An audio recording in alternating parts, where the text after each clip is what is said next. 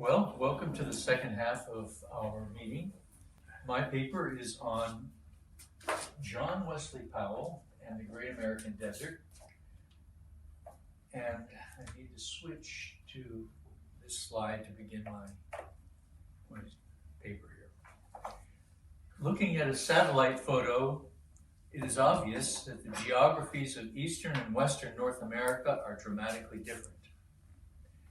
But at the beginning of the 19th century, knowledge about the lands of the American West was scanty. Exploring trips into lands west of the Mississippi River began with the Lewis and Clark and Zebulun Pike expeditions, authorized by President Thomas Jefferson to map the newly acquired Louisiana Territory. Both expeditions encountered dozens of Native American tribes and reported observations of the land and its plants and animals. Realizing the need to secure its western frontier, the young American government began conducting more detailed surveys, including one into the Great Plains by Stephen Long in 1819, several into the Rocky Mountains and Great Basin by John C. Fremont in the 1840s, and 5 expeditions exploring various routes for a transcontinental railroad in the 1850s. The reports of these expeditions documented a geography of the American West quite different from eastern North America. There were snow-capped mountain ranges, treeless prairies with huge herds of grazing buffalo, mighty rivers entrenched in deep canyons, and arid wastes of sand and rock devoid of vegetation. Daily accounts describe the hardships of searching for potable water and suitable pasturage for the pack animals. Pike described seeing large tracts of wind-blown sand on which not a speck of vegetation matter existed. Long reported finding country, quote, unfit for cultivation, unquote, and on his map labeled the area the Great American Desert. Despite these geographic challenges, the momentum of Western expansion into the Ohio and Mississippi watersheds and friction with Britain and Spain was fueling an American obsession with continental sovereignty. In its eagerness to expand westward, the United States government aggressively subdued the native Indians, surveyed and subsidized transcontinental railroads, and gave away public lands to pioneers willing to homestead an unsettled wilderness. During the 19th century, what began as a trickle of explorers steadily grew into a western migration of American pioneers and European immigrants. John Wesley Powell was one of those American pioneers. His parents, Joseph and Mary, immigrated from England and settled in western New York, where Powell was born. Joseph and Mary were fervent disciples of Methodist founder John Wesley, eager to build churches and save souls, as well as improve their economic status. In 1838, when Wes was 4 years old, the Powells moved to Jackson, Ohio, where Joseph practiced his trade as a tailor and evangelized as a Methodist preacher. Mary was a dedicated homemaker who fostered emotional security and a love of learning in her children.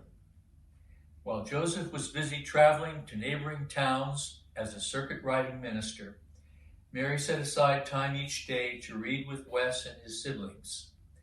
Wes later claimed he knew all 4 Gospels by heart when still a young boy. One longtime resident of Jackson, George Crookham, took a special interest in young Wes. Crookham was a polymath whose girth at 350 pounds and intellect were legendary. By the time the Powells arrived, Crookham was turning 60, retired from farming, and established as a knowledgeable and available consultant on all topics. He was fascinated by the natural history of eastern Ohio and the native Indians. He had a 2-room log cabin school and museum filled with Indian relics, natural history specimens, and a library of science books. Crookham welcomed the Powells into his community and became a frequent visitor to the Powell home. He invited young Wes to join him in excursions through the countryside and to explore the many curiosities and books in his log cabin museum. Crookham became a mentor for Wes and a source of inspiration. Despite his parents' plans that he enter the ministry, Wes fell in love with natural history and aspired to become a naturalist. When Wes was 12 years old, the Powells moved to southeastern Wisconsin, where they purchased a 120-acre farm. Joseph wanted to devote his full-time energies to preaching and naively turned over the business of running the farm to 12-year-old Wes, his younger brother, and a few hired hands. That Wes succeeded in this new responsibility was an early indication of his pioneer hardiness.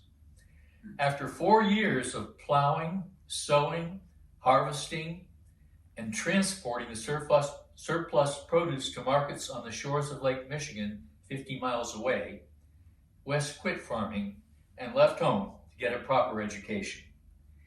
He enrolled several times in college, but dropped out after 1 or 2 terms each time, unable to pay the tuition and frustrated by curricula heavy in classics and religion, but light in natural history. In the summers, Wes traveled. He loved being out of doors, spending 4 months 1 year exploring the wilds of Wisconsin, another rowing down the Mississippi River from Minneapolis to New Orleans, and another rowing down the Ohio River from Pittsburgh to St. Louis. During these adventures, he collected plants, mollusk shells, and reptile and mineral specimens. In 1858, he was invited to become a member of the newly formed Natural History Society of Illinois, where he met other naturalists who shared his love of natural history. In 1859, he took a teaching position, which he held for 2 years, eventually becoming principal at a salary of $100 a month. In his new position of authority, he made sure that natural history courses were part of the curriculum. When the Civil War began, Wes immediately volunteered to join the Union Army. He advanced quickly from private in April to second lieutenant in June to captain on Grant's staff in November. Wes did not wait to be given orders. He purchased and studied books on military engineering and drew up plans for the fortification of Camp Girardot, a strategic location on the Mississippi River. Grant appreciated Wes's initiative and offered him a position as captain in command of Battery F of the 2nd Light Artillery, Illinois Volunteers. By the time Battery F went into battle at Shiloh, Tennessee, Captain Powell was in command of 156 men. During the battle, a musket ball shattered Powell's right arm above the wrist, requiring amputation above the elbow. After an 11-month convalescence, Powell returned to the front lines for 2 more years, rising to the rank of major. Major Powell retired from the military with 1 less arm, but no less energy. His reputation as an accomplished collector helped him win a professorship at Illinois Wesleyan College, and then a position as curator of the State Natural History Society's museum. But Powell was not satisfied teaching science or organizing collections of natural history specimens. He wanted to advance science and make new discoveries himself. And the American West had virgin territories unmapped and ripe for exploration. In the summer of 1867, Powell organized a collecting expedition to the Rocky Mountains and returned with a wagon load of choice minerals, Indian curiosities, and thousands of plants and animal specimens. A year later, he traveled further west into the canyon lands of the Utah Territory and resolved to organize an expedition to explore the uncharted Colorado River. It took a year to assemble the needed supplies and recruit his team of Civil War veterans, fur trappers, and frontier vagabonds. but by late May 1869, all was ready.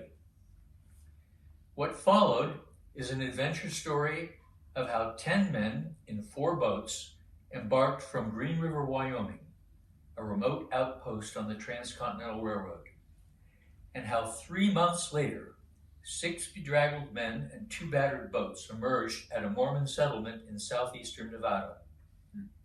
Soaking rains, blistering heat, diminishing rations, and the rigors of portaging around treacherous rapids took their toll on men and boats. Nevertheless, Powell persevered, making frequent stops and side trips to establish altitude and geographic position, and make observations of rock layers and landscape features. When he returned to civilization, he was welcomed as a national hero. A United States Congress that had grudgingly provided free government rations for his river expedition now appropriated $10,000 for Powell to lead an ongoing geographical and topological survey of the Colorado River Canyonlands.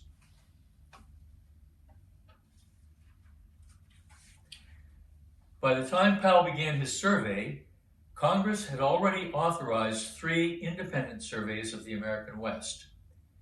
Clarence King and Lieutenant Wheeler, under the War Department, and Ferdinand Hayden, under the Department of the Interior, each had headed well-funded operations staffed by professional scientists, eminent artists, and photographers, and escorted by armed cavalry. Compared with those major league players, Powell's survey of the Colorado River barely qualified as minor league. What distinguished Powell from the others was his energy, perseverance, and motivating vision. King, Wheeler, and Hayden focused their efforts on short-term goals of economic geology, military logistics, and geographic discovery.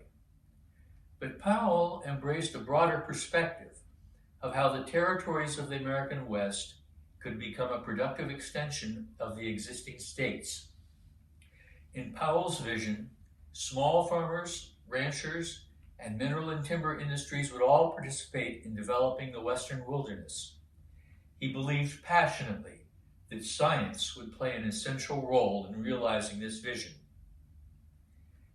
After the Civil War, the migration of pioneers into the Western territories began to accelerate. The Homestead Act of 1862 was giving away land, and the first transcontinental railroad, completed in 1869, made getting into the undeveloped West much easier. Powell had become intimately familiar with the challenges confronting homesteaders in the arid regions, where annual rainfall averaged less than 20 inches, the minimum amount needed for productive farming. Without irrigation, fully 2/5 of the continental U.S. was an agricultural wasteland, and based on Powell's estimation, water resources could irrigate only 1 to 3% of that area. Furthermore, irrigation farming was labor-intensive. Powell knew from observing the Mormons that to build and maintain the necessary water-diverting dams and canals required a collective effort of a coordinated team. No individual farmer could do it alone. But once supplied with adequate water, the desert soils were astonishingly productive. Powell argued that the Homestead Act and public land survey system were ill-suited in this arid environment. The 160-acre plots being given away were more than an individual farmer could manage. Furthermore, a grid of townships for partitioning land would create many uninhabitable plots with no access to water. In 1878, Powell submitted to Congress a report detailing a revolutionary set of reforms for managing the public lands of the American West. The report, entitled Lands of the Arid Region of the United States, included a detailed map of the Utah Territory, showing irrigable lowlands, timbered highlands, and intermediate lands with grasses suited for pasturage. First, he proposed parceling the irrigable lands into irrigation districts of 9 or more settlers who would together build and maintain the irrigation infrastructure needed and create plots not exceeding 80 acres for individual farms. Powell, like Thomas Jefferson, feared the tyranny of concentrated wealth, and in the West, wealth was water. In his report, Powell emphasized the importance of tying the water rights to the land. Homesteaders should not have to pay a water company for their water. An economic depression beginning in 1873 put pressure on the United States Congress to cut government expenses. Corruption in the Grant administration, especially in the Land Office and Indian Bureau of the Interior Department, exacerbated the need for reform. Legislators began considering proposals to consolidate the Western surveys. The ensuing testimony exposed the ongoing animosity between Hayden of the Interior Department and Wheeler of the War Department concerning which areas belonged to which survey. Powell was dismayed by the lack of coordination among the surveys and favored combining them into a single, civilian-led science-based bureau. Furthermore, he was appalled by the inefficiency and graft of the General Land Office. Uncertain of how to proceed, Congress referred the issue to the National Academy of Sciences, where Powell had scientific allies who respected his expertise as survey administrator. The Academy's report clearly reflected Powell's influence. It recommended 1. Consolidating the Western surveys into one agency under the Interior Department. 2. Transferring all land measurement responsibilities to the scientifically capable Coast and Interior Survey. And 3. Appointing a commission to study public land policy and devise a more practical method for parceling land in the arid regions. The debate in Congress over the Academy's recommendations was heated. The Surveyor General and his General Land Office staff were not about to turn over their jobs to another agency.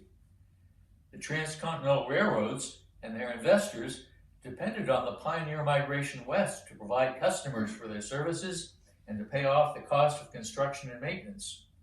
Reforms to the existing homesteading acts and survey system threatened to complicate the land parceling process and dissuade settlers from moving west. Western congressmen were especially upset.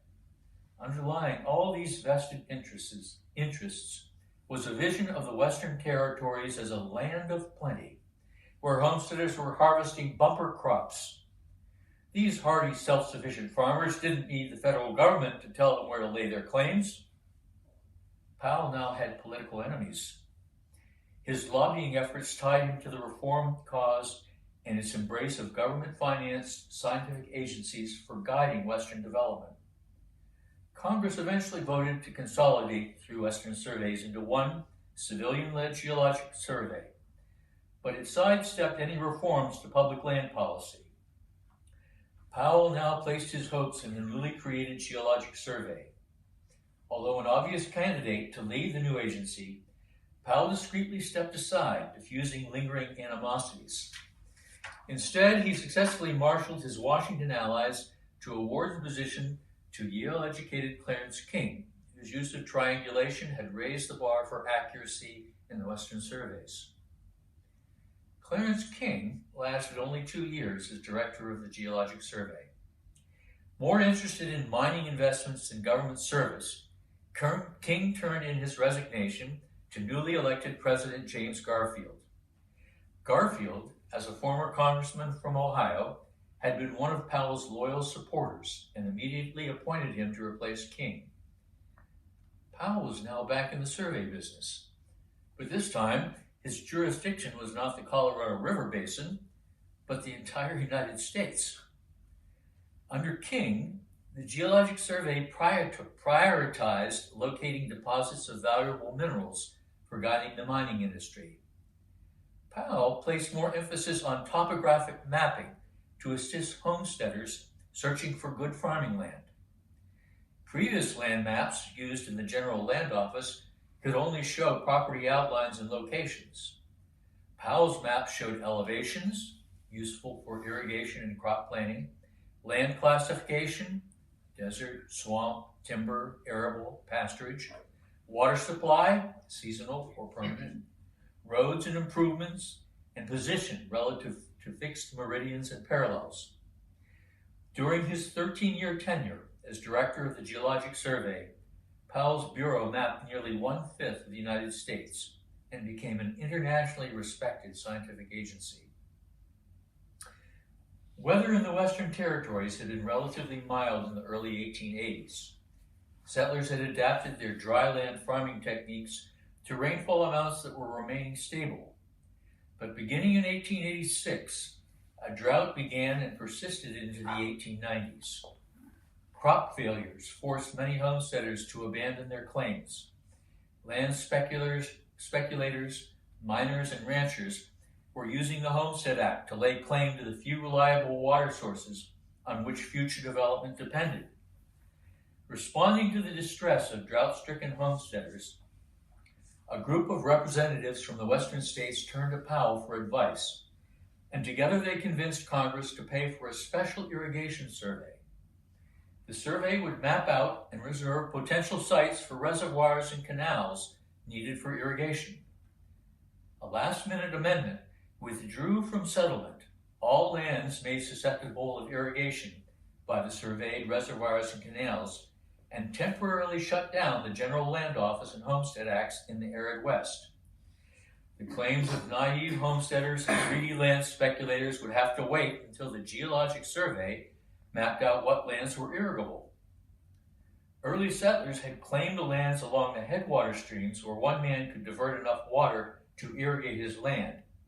The Irrigation Survey would have to target the larger streams in the warmer lowlands, where building and maintaining irrigation infrastructure required the joint effort of a group of farmers. Powell had described just such a collaboration of homesteaders in his report on the lands of the arid region of the United States. He'd called them irrigation districts. Congress had dismissed his recommendations then, but now, with the repeal of the land laws, the federal government might reconsider the issue of how to properly dispose of the arid lands. Powell saw a new chance to realize his revolutionary plan for developing the West so that the small farmers and ranchers could collectively share water rights and develop prosperous communities. The Geologic Survey's topographical map suggested a broad plan for how these irrigation districts could be segregated within different watersheds. Each district would have its own catchment area in the higher altitude portion, where reservoirs would collect and store water. Canals would convey this water to the warmer lower elevations, where agriculture could be most productive. The amount of water available in the catchment area would determine the amount of irrigable land in the district. Residents would make their own laws, build their own irrigation systems, and jointly agree on how to share the water. The settlers in each district would also have the use of pasturage and timber in the catchment area and jointly agree on how to share those resources. Each district would thus be self-sufficient. The role of the federal government would be to determine where and how much land was best suited to irrigation. It would then open those lands to settlement under the Homestead Act, but retain ownership of the remaining public domain, including the catchment areas and the sites for the reservoirs and canals. Powell conceived of these districts as being special units of government, calling them commonwealths to distinguish them from counties, townships, or municipalities. These commonwealths would be planned communities whose natural resources of water, pasturage, and timber would be tied to the district and not for sale to private interests. Testifying in front of the House Committee on Irrigation in the spring of 1890, Powell presented his rationale for the irrigation districts. Congressmen were receptive to his ideas, but similar testimony in front of a Senate committee generated a heated rebuttal. Senators from the Dakotas and Montana complained that Powell had unjustly labeled their states as arid. Senator Plum from Kansas rejected Powell's Commonwealth plan as counter to American values, where the average citizen, quote, wants what he owns segregated and separated from the holdings of every other person in the world, unquote. Senator Sanders of Montana protested that the government should leave settlement decisions to the, quote, instincts and sagacity, unquote, of the individual homesteader. Powell's reply revealed an ethical imperative underlying his Commonwealth plan. Quote, "I think it would be almost a criminal act to go on as we are doing now and allow thousands and hundreds of thousands of people to establish homes where they cannot maintain themselves." Unquote. Upset by Powell's Commonwealth plan, the Western Congressman proposed transferring responsibility for the irrigation survey to the Department of Agriculture. When that initiative failed, Big Bill Stewart, senator from Nevada, began a campaign to vilify Powell and discredit the work of the Irrigation Survey. Stewart and his Western colleagues represented the interests of capitalists eager to make money by exploiting the natural resources of the West. Powell, on the other hand, wanted to protect the small farmer from private corporations who would purchase water rights and then extract rents for the use of that water. If capitalists had free rein, the small homesteaders would forfeit the profits of their labor to wealthy investors. Attempting to reach a larger audience, Powell presented his Commonwealth plan before the constitutional conventions in North Dakota and Montana, and wrote a series of 3 articles in the widely popular Century magazine, explaining in layman's terms the rationale for his public land policies. But Powell's scientifically based reform agenda was no match for the momentum of Western development, powered by its myth of the self-reliant pioneer and the Homestead Act's free land. Congress voted to reopen the public lands settlement and severely cut appropriations for the Irrigation Survey. In the ensuing rush of farmers, ranchers, miners, and speculators, Powell's plans for the arid West were soon forgotten.